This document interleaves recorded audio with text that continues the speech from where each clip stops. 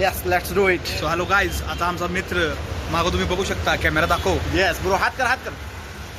तिकडं नाशिकमध्ये जे PSI साठी ट्रेनिंग सेंटर असतं, त्या ट्रेनिंग सेंटरमध्ये भाईची निवड झालेली आहे MSCIT थ्रू.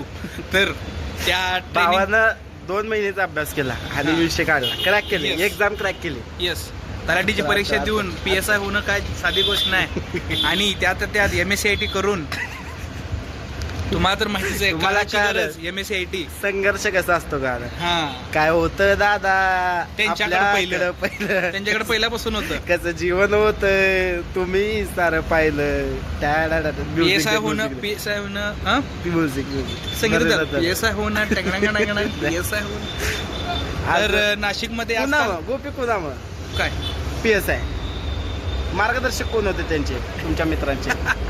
ऍक्च्युली नाही का, RCC मोठेगावकरांची नीट दिल्यानंतर त्यांची PSI ला सिलेक्शन झालेली आहे. तरी मोठेगाव सरांना थँक्यू, कारण त्यांनी PSI चा पण पेपर फोडला. कारण का माहिती आहे का, तुम्हाला सांगतो, PSI चे पेपर फुटले नव्हते. Yes, thank you and all the best and like share subscribe.